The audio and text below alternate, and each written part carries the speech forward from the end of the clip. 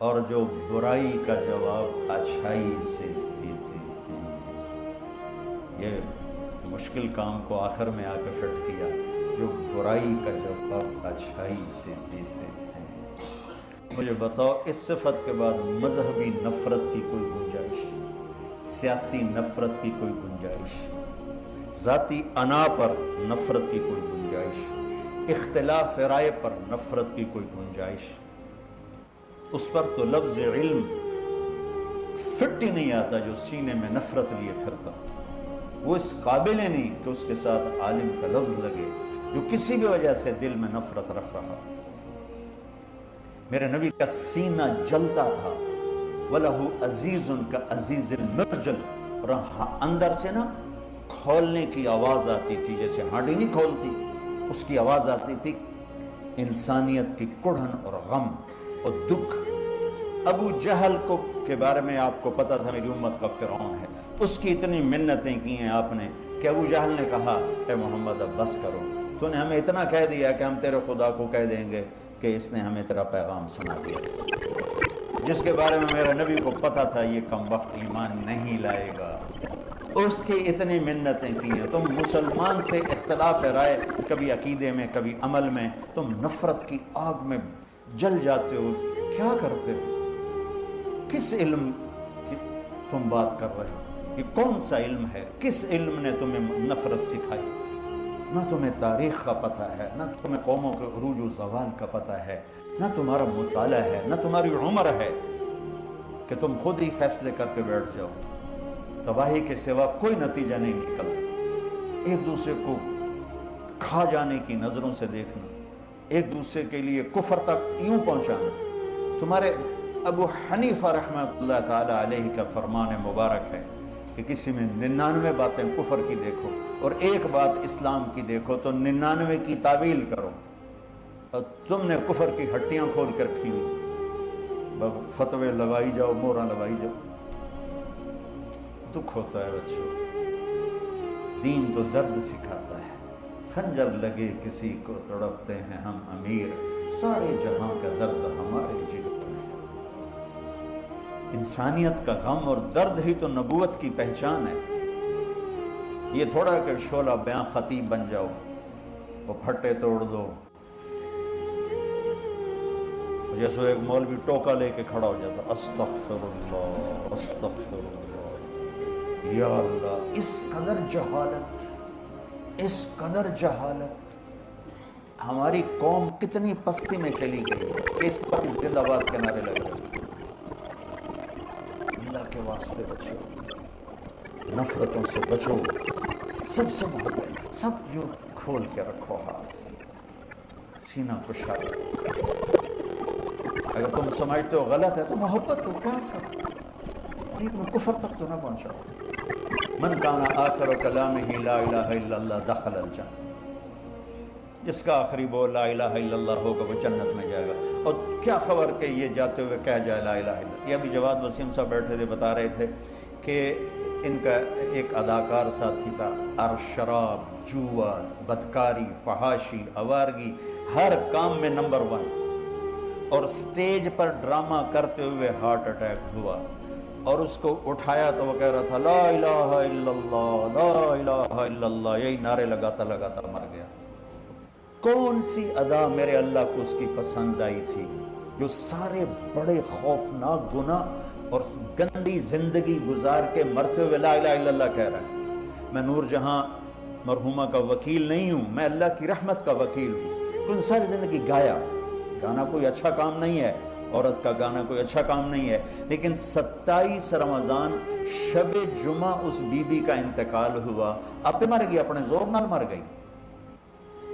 جبکہ میں نے تمہیں میں نے آج وہاں سنایا تو میں بھی سنا دیتا ہوں، ابن تیمیہ رحمۃ اللہ علیہ کا قول نظر سے گزرا کہ اگر شب جمعہ آ جائے آخری عشرے میں اور تاخرات بھی ہو اور شب جمعہ بھی ہو تو غالب گمان یہ ہے کہ وہ لیلۃ القدر ہو۔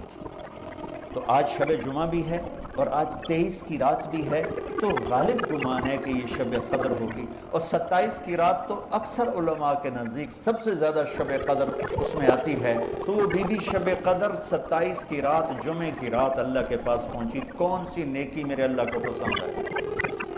دیکھو اللہ کا واسطہ دیتا ہوں، لوگوں کو حقیر نہ سمجھو، کسی بنیاد پر بھی حقیر نہ سمجھو، 2 ٹکے کے نہیں رہو گے اللہ کی بارگاہ میں، امتی بنو، دیوبندیت بنیان ہے اور امت پنا ہمارا چولا ہے، ہمارا کرتا ہے۔ وَيَدْرَؤُونَ بِالْحَسَنَةِ السَّيِّئَةِ، جو برائی کا جواب برائی سے نہیں دیتے، اچھائی سے دیتے۔ الَّذِينَ يُوفُونَ بِعَهْدِ اللَّهِ، جو اللہ کے کیا ہوا عہد و پیمان نبھاتے ہیں۔ وَلَا يَنقُضُونَ الْمِيثَاقَ، جو اللہ سے کیے گئے وعدے، لوگوں سے کیے گئے وعدے نہیں بھلاتے، پورا کرتے ہیں۔ وَالَّذِينَ يَصِلُونَ مَا أَمَرَ اللَّهُ بِهِ أَنْ يُوصَلَ، جو رشتہ داروں سے اچھا سلوک کرتے ہیں جس کے بارے میں خاص طور پر اللہ نے کہا کہ رشتوں کو نبھاؤ۔ وَيَخْشَوْنَ رَبَّهُمْ، جو اللہ سے حیا کرتے ہیں۔ وَيَخَافُونَ سُوءَ الْحِسَابِ، جو آخرت کے حساب سے ڈرتے ہیں۔ وَالَّذِينَ صَبَرُوا ابْتِغَاءَ وَجْهِ رَبِّهِمْ، جو صبر کرتے ہیں اللہ کی رضا کے لیے۔ وَأَقَامُوا الصَّلَاةَ، نماز پڑھتے ہیں۔ وَأَنفَقُوا مِمَّا رَزَقْنَاهُمْ سِرًّا وَعَلَانِيَةً، کھل کے چھپ کے اللہ کے نام پہ خرچ کرتے ہیں۔ وَيَدْرَؤُونَ بِالْحَسَنَةِ السَّيِّئَةِ، برائی کا جواب اچھائی سے دیتے ہیں۔ نتیجہ کیا ہے؟ أُولَئِكَ لَهُمْ عُقْبَى الدَّارِ، پھر انہی کے لیے ہے جنت کا ٹھکانہ اور جنت کا گھر۔ کیا ہے؟ جنات عدن يدخلون، یہ چھوٹی جنت میں نہیں جائیں گی، جنت عدن میں جائیں گی۔ جنت الفردوس، جنت عدن، یہ ایک ہی چیز ہے۔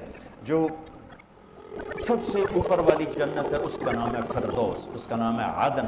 اللہ نے ساری جنتوں کو بنایا کن۔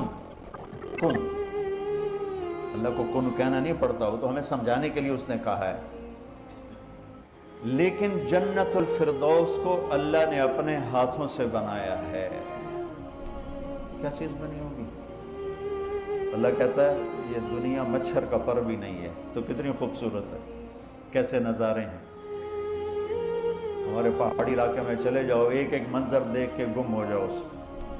سوئٹزرلینڈ چلتے چلتے ہم پتہ نہیں کتنی جگہ، میں گاڑی روکو کیا ہوا؟ یہ منظر دیکھنے دو۔ میں گاڑی سے نکلتا، اگر ٹھنڈ بھی ہوتی، گاڑی سے نکلتا، اس منظر میں گم ہو جاتا۔ میں کہتا یا اللہ، جب یہ مچھر کا پر ایسا خوبصورت ہے، تیری جنت کیسی خوبصورت۔ گاڑی چلنے نہیں دیتا تھا، میں رکو، یہ دیکھنے دو۔ 2 گھنٹے کا سفر 4 گھنٹے میں، یہ دیکھنے دو، اتر کے۔ تو جنت کیسی ہوگی؟ پھر جنت الفردوس کیسی ہوگی جسے اللہ نے اپنے ہاتھوں سے بنایا، اور روزانہ اللہ اس جنت کو پہلے سے 5 گنا زیادہ خوبصورت کر دیتے ہیں۔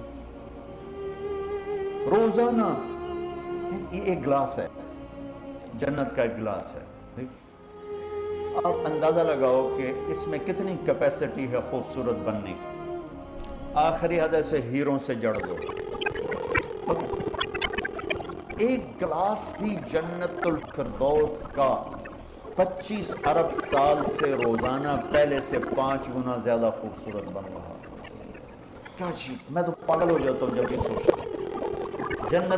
جنت الفردوس کی ایک کرسی، ایک میز، ایک پلنگ، ایک بیڈ، ایک صوفہ، ایک چشمہ، ایک دریا، ایک نہر، ایک پھول، ایک پتی، ایک پرندہ، ایک مچھلی، ایک موج، ایک لہر، ایک حور، اخیر تے آمان۔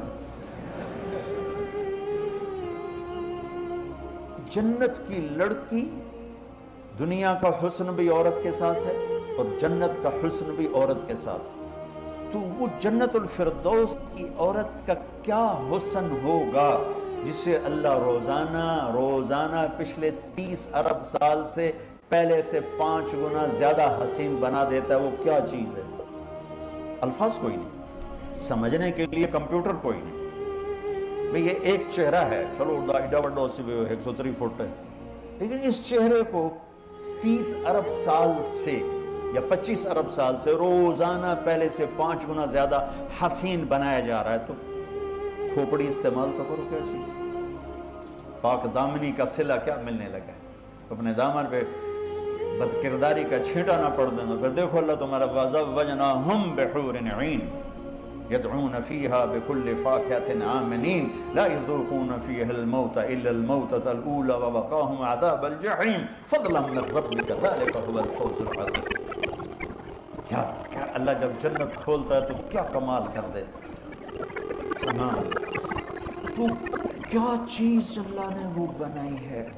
پھر اس جنت میں ایک دریا ہے. باقی دریا تو زمین پہ چلتے ہیں, لیکن جنت الفردوس میں ایک دریا ہے. ہر ہر ہر ہر ہر درجے میں بے شمار درجے ہیں جنت الفردوس میں. اللہ ہمیں بھی لے جائے اپنے فضل سے, اپنے حبیب کے صدقے. باقی دریا زمین پہ, چشمے زمین پر, لیکن وہ جو تسنیم کا چشمہ ہے, تسنیم کا, وہ زمین پر نہیں, کسی پہاڑی سے نہیں, وہ ہوا میں یوں چلتا ہے. اور تسنیم کہتے ہیں موجیں مارنے کو. وہ چونکہ یوں یوں چلتا ہے, اور سنام اونٹ کی کوہان کو کہتے ہیں, وہاں سے ہے تسنیم, کہ وہ یہاں چل رہا ہوگا, نہ نیچے ہوگا نہ بہت اوپر ہوگا, وہ یوں ایسے اٹکیلیاں لیتا ہوا, نخرے کرتا ہوا وہ آج جا رہا ہوگا. آپ سے ہم کلام بھی ہوگا, آپ سے بات بھی کریں گے, آپ کہیں گے گلاس تھا بھر, تو یوں ایک دھار آئے گی اور بھر کے چل پی تو موجاں کر. وَمِزَاجُهُ مِن تَسْنِيمٍ عَيْنًا يَشْرَبُ بِهَا الْمُقَرَّبُونَ.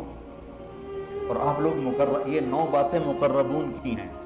میرے رب کی قسم, تمہارے پاس ہماری سند نہ ہو, تمہارے پاس کسی مدرسے کی سند نہ ہو, اور قرآن کی یہ 9 باتیں تمہارے اندر ہیں, تو تم قیامت کے دن علماء میں اٹھائے جاؤ. اگر ان چیزوں سے خالی ہو تو جاہلوں کے ساتھ اٹھو. علم قیل و قال کا نام تھوڑا ہی ہے. خطابت اور صحافت کا نام تو علم نہیں ہے. یہ صفات 9 صفات ہیں. اسے ریڈی والا لے لے, آپ بچے لے لے, آپ زیادہ حقدار ہیں.